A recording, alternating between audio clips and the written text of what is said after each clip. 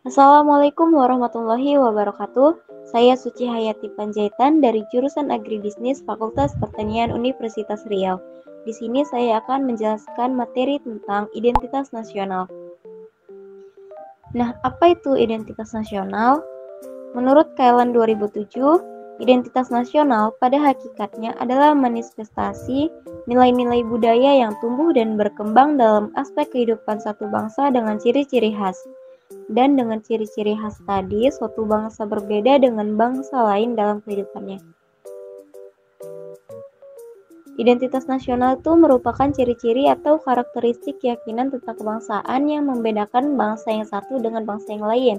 Nah, konteks identitas nasional sendiri berkaitan dengan adat istiadat, kebudayaan, dan karakter khas suatu negara. Identitas nasional yang dimiliki oleh suatu bangsa itu tidak bisa dipisahkan dengan jati diri suatu bangsa. Ada 6 faktor pembentuk identitas nasional. Yang pertama, faktor objektif. Faktor ini meliputi faktor geografis dan demografis. Kondisi geografis yang membentuk Indonesia sebagai negara kepulauan yang memiliki iklim tropis.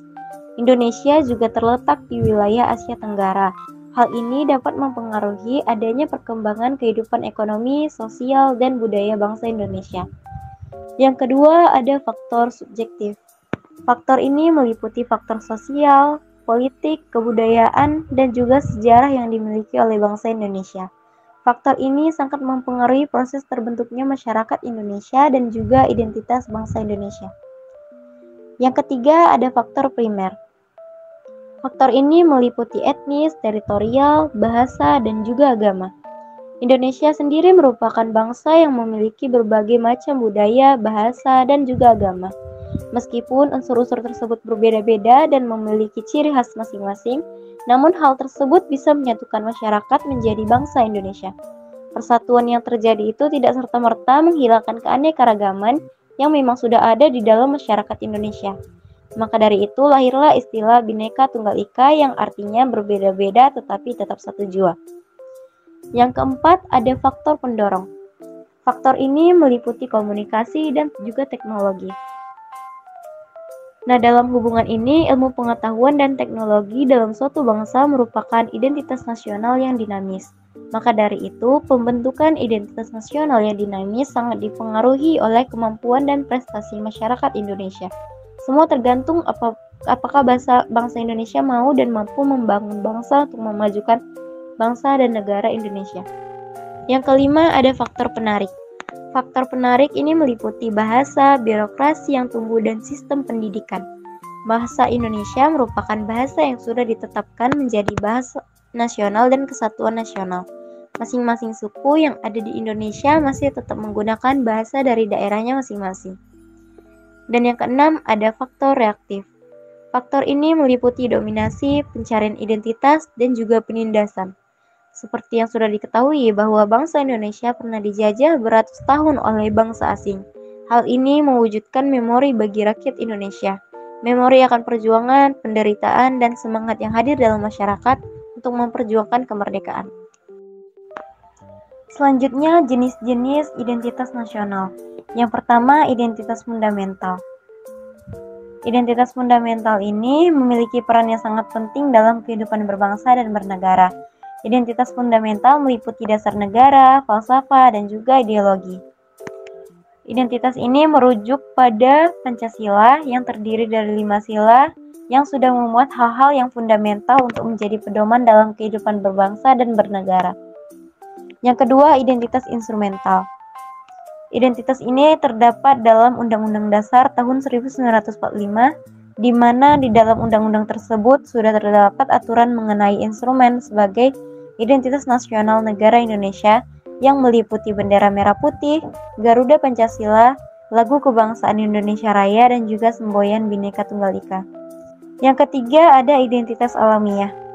Identitas ini merupakan identitas yang bersifat alami yang tercipta dari kuasa Tuhan Yang Maha Esa.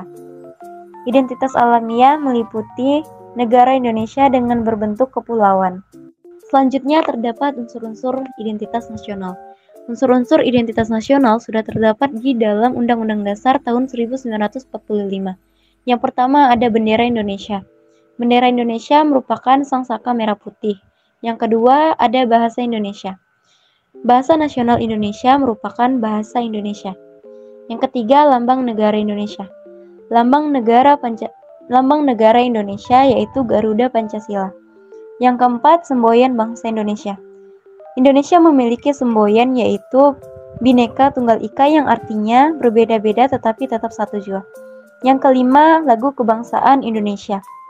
Lagu kebangsaan Indonesia adalah Indonesia Raya yang diciptakan oleh Wage Rudolf Supratman.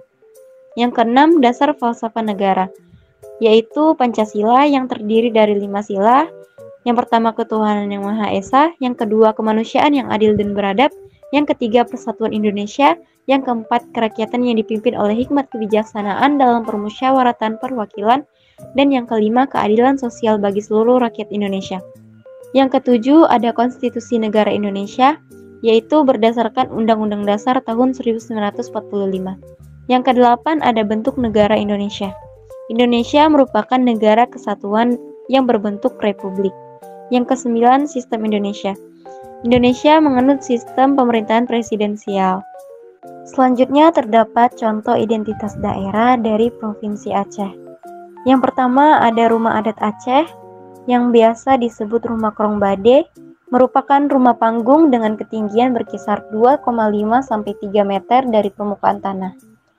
Adapun tiang penyangga rumah ini terbuat dari kayu, dinding dan lantai terbuat dari papan, serta alasnya terbuat dari bambu atau trieng. Atapnya terbuat dari rumbia atau daun enau yang dianyam. Kemudian yang kedua ada tarian daerah, disebut tari saman, yang memiliki keunikan yang dijuluki sebagai tari tangan seribu. Hal ini karena para penari saman harus konsentrasi dalam melakukan setiap gerakannya, agar ketika melakukan gerakan cepat selalu ada kontrol dan gerakan cepat. Selain itu, gerakannya pun harus sama dengan penari lainnya. Tari saman hanya menggunakan gerakan tangan, badan, dan kepala. Demikian penjelasan yang dapat saya sampaikan. Mohon maaf apabila ada kesalahan dan kekurangan. Sekian, terima kasih. Assalamualaikum warahmatullahi wabarakatuh.